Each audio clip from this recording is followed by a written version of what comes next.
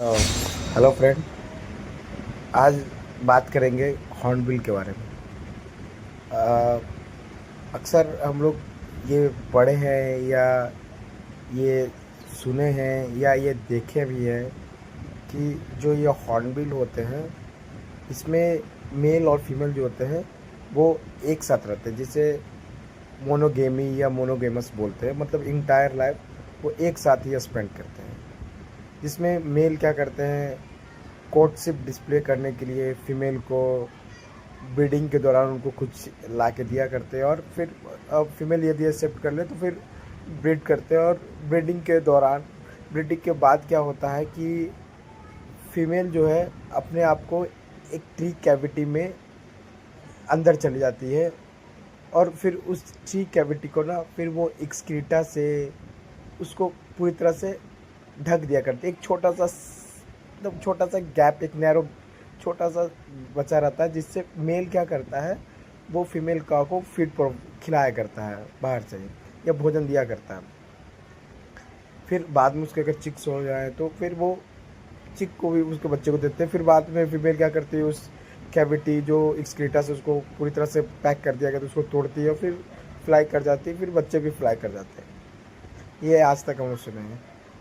पर अभी हुआ क्या है ना कि मई के आसपास का टाइम है, दिल्ली में एक गार्डन है, लोधी गार्डन, ठीक है। और वहाँ पर जब सुबह में जो नेचर वॉक के लिए नेचुरलिस्ट या फिर बर्ड वाचर हमेशा की तरह जब वो सुबह की ओर गए, तो उन्होंने देखा क्या कि एक सेमल का पेड़ है, और सेमल के पेड़ पे सेम कैविटी है, हॉर्नबिल है।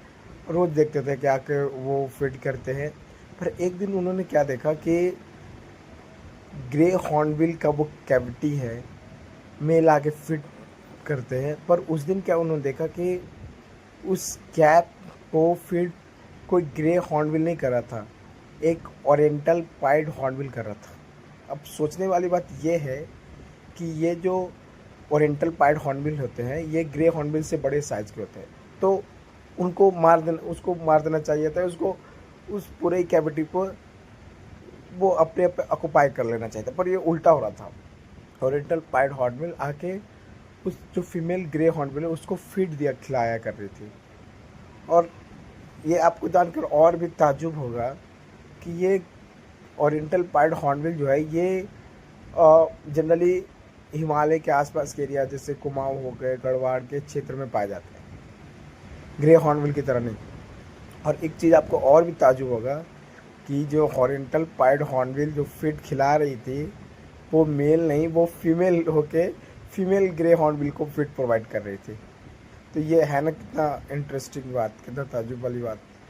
और ये आज अभी तक जो नेचुरलिस्ट है या फिर जो वर्ड वाचर होते हैं उनको भी आज तक ये समझ नहीं आया ये हो क्यों रहा है, क्योंकि अलग अलग तरह के वो ओरिएंटल पाइड हॉर्नबिल कभी बेरीज लाके, कभी इंसेक्ट्स लाके, ये सब उनको फीड खिलाया कर रही थी।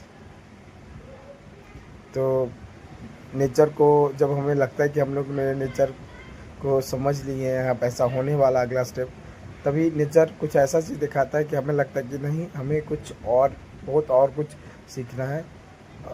ऐसा लगता है कि हमने अभी तक नेचर से कुछ सीखा ही नहीं, और नेचर कितना, मतलब अभी कितना ज़्यादा इनमें सीखने के लिए बचा हुआ है। Thank you.